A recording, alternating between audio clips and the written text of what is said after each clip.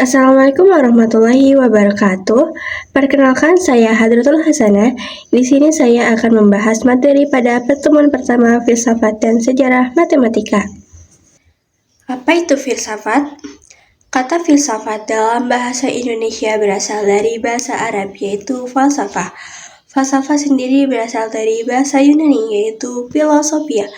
Philo berarti cinta, sophia berarti kebijaksanaan atau hikmah, atau biasa disebut juga wisdom.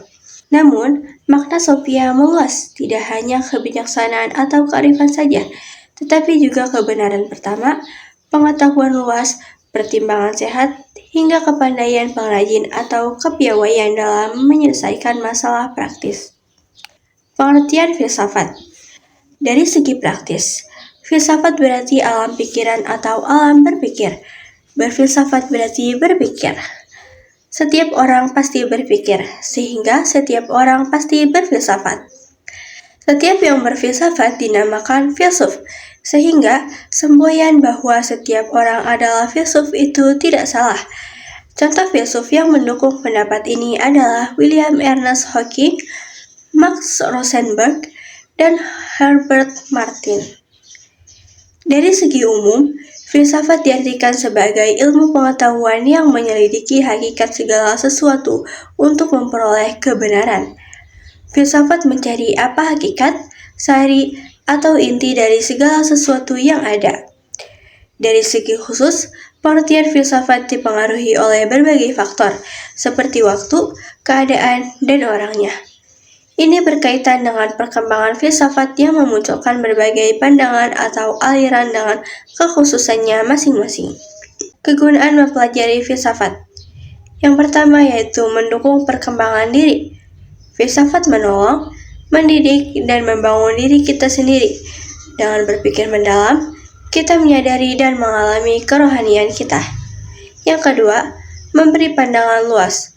Filsafat memberikan pandangan yang luas, yang membantu menghindari akuisme atau egosentrisme, yaitu menghindari segala hal yang melihat dan mementingkan kepentingan serta kesenangan diri sendiri. Selanjutnya yaitu memberi dasar ilmu. Filsafat memberikan dasar-dasar untuk hidup kita sendiri, terutama dalam etika, dan untuk ilmu-ilmu pengetahuan lainnya, seperti sosiologi, ilmu jiwa, ilmu pendidikan, dan lain sebagainya. Selanjutnya yaitu melatih berpikir mandiri. Filsafat merupakan latihan untuk berpikir sendiri. Kita dilatih untuk menyelidiki secara kritis, tidak hanya ikut-ikutan. Kita punya pendapat sendiri, berdiri sendiri dengan cita-cita mencari kebenaran. Selanjutnya yaitu memecahkan persoalan. Filsafat memberikan kebiasaan dan kepandaian untuk melihat dan memecahkan persoalan-persoalan dalam hidup sehari-hari. Pengertian matematika. Kata matematika berasal dari kata mathema dalam bahasa Yunani. Mathema diartikan sebagai sains, ilmu pengetahuan atau belajar. Dan matematikos diartikan sebagai suka belajar. Menurut istilah terdapat dua pendapat, yaitu pendapat pertama, matematika adalah bahasa simbol, bahasa numerik, bahasa yang menghilangkan sifat kabur, majemuk, dan emosional. Pendapat kedua yaitu matematika muncul karena kemampuan proses berpikir manusia tentang pengalaman permasalahan yang ditemui dan dipecahkan. Pengalaman pemecahan masalah tersebut kemudian menjadi sesuatu yang terkonstruksi sebagai konsep matematika.